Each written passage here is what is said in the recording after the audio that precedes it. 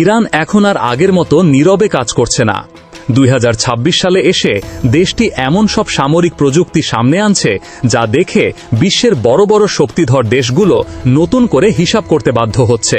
আর এবার সবচেয়ে বেশি আলোচনায় এসেছে ইরানের বহু বছরের পুরনো একটি যুদ্ধবিমান, যার বয়স প্রায় 70 বছর।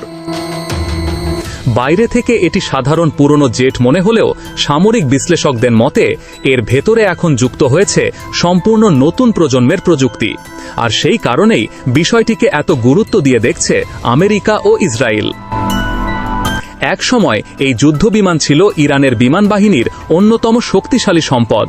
বিশেষ করে 90-এর দশকে এটি বিভিন্ন গুরুত্বপূর্ণ সামরিক অভিযানে অংশ নিয়েছিল। তখন অনেকেই একে ইরানের আকাশ প্রতিরক্ষার মূল ভরসা বলে দাবি করতে থাকেন। কিন্তু সময়ের সঙ্গে সঙ্গে বিমানটি হঠাৎ করেই আড়ালে চলে যায়। ইরান দাবি করেছিল এটি অবসরে পাঠানো হয়েছে, ফলে আন্তর্জাতিক মহলে ধারণা তৈরি হয় যে এই অধ্যায়ের ইতি ঘটেছে। কিন্তু সম্প্রতি পরিস্থিতি পুরোপুরি বদলে গেছে। বহু বছর পর আবারও সেই পুরনো যুদ্ধবিমানকে বিশাল সামরিক মহড়ায় আকাশে উঠতে দেখা গেছে। কোনো আগাম ঘোষণা ছাড়াই ইরানের এই পদক্ষেপ আন্তর্জাতিক অঙ্গনে নতুন প্রশ্ন তৈরি করেছে। কেন হঠাৎ করেই এই বিমানগুলোকে আবার সক্রিয় করা হলো, আর এর পেছনে কী বার্তা লুকিয়ে আছে?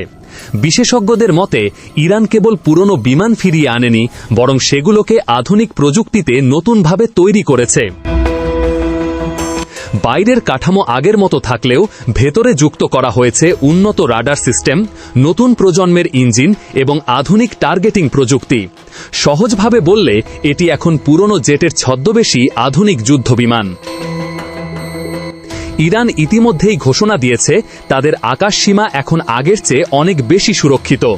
দেশটির দাবি, কেউ সীমা লঙ্ঘনের চেষ্টা করলে দ্রুত ও কঠোর জবাব দেয়া হবে।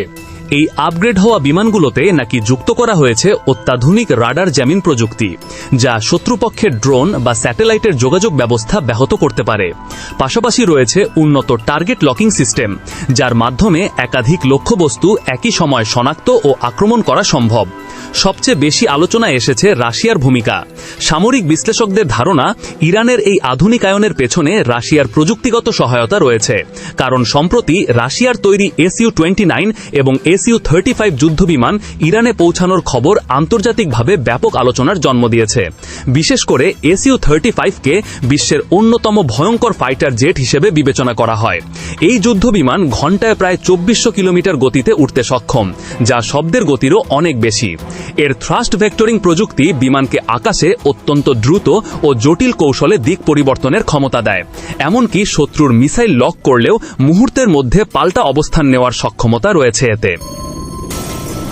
SU-35 এর সবচেয়ে শক্তিশালী দিক হিসেবে ধরা হয় এর ইরোবিসি রাডার সিস্টেমকে। এই রাডার একসঙ্গে বহু টার্গেট ট্র্যাক করতে পারে এবং দীর্ঘ দূরত্ব থেকে শত্রু শনাক্ত করার ক্ষমতা রাখে। ফলে যদি এমন প্রযুক্তি ইরানের বিমান বাহিনীর সঙ্গে যুক্ত হয়, তাহলে মধ্যপ্রাচ্যের শক্তির ভারসাম্যে বড় পরিবর্তন আসতে পারে বলেই মনে করছেন বিশ্লেষকরা। এদিকে ইসরায়েল ইতিমধ্যেই ইরান ও রাশিয়ার ঘনিষ্ঠ সামরিক সহযোগিতা নিয়ে উদ্বেগ প্রকাশ করেছে। তাদের দাবি, এই ধরনের সামরিক সহযোগিতা আঞ্চলিক নিরাপত্তার জন্য হুমকি তৈরি করতে পারে। অনেক বিশেষজ্ঞদের মতে ইরান তাদের পুরনো যুদ্ধ বিমানগুলোকে রাশিয়ার প্রযুক্তি ব্যবহার করে ধীরে ধীরে আধুনিক করছে। বিশেষ করে কিছু বিমানের ইঞ্জিন প্রযুক্তিতে রাশিয়ার মিগ সিরিজের সঙ্গে মিল পাওয়া গেছে বলেও দাবি উঠেছে। এখন সবচেয়ে বড় প্রশ্ন হচ্ছে, ইরান কি আরও বড় কোনো সামরিক পরিকল্পনার প্রস্তুতি নিচ্ছে?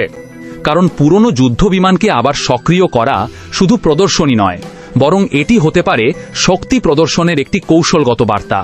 যেন ইরান পুরো বিশ্বকে জানিয়ে দিতে চাইছে তারা এখন আগের চেয়ে অনেক বেশি প্রস্তুত। বিশেষ করে মধ্যপ্রাচ্যের বর্তমান উত্তেজনাপূর্ণ পরিস্থিতিতে এই ধরনের সামরিক মহড়া নতুন করে দুশ্চিন্তা বাড়িয়েছে। অনেকের মতে রাশিয়ার প্রেসিডেন্ট ভ্লাদিমির পুতিন মধ্যপ্রাচ্যের কৌশলগত ভারসাম্যে নতুন সমীকরণ তৈরি করতে চাইছেন। আর সেই কারণেই ইরানকে শক্তিশালী যুদ্ধ বিমান ও প্রযুক্তিগত সহায়তা দেয়া হচ্ছে। তবে এখনও অনেক কিছুই পর্দার আড়ালে রয়েছে।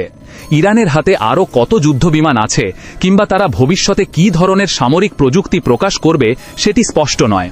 কিন্তু একটি বিষয় এখন পরিষ্কার, ইরান তাদের সামরিক শক্তি প্রদর্শনে আর পিছিয়ে থাকতে চায় না। আর সেই কারণেই সামরিক বিশ্লেষকরা বলছেন, আগামী কয়েক বছরে মধ্যপ্রাচ্যের আকাশে নতুন ধরনের শক্তির লড়াই দেখা যেতে পারে।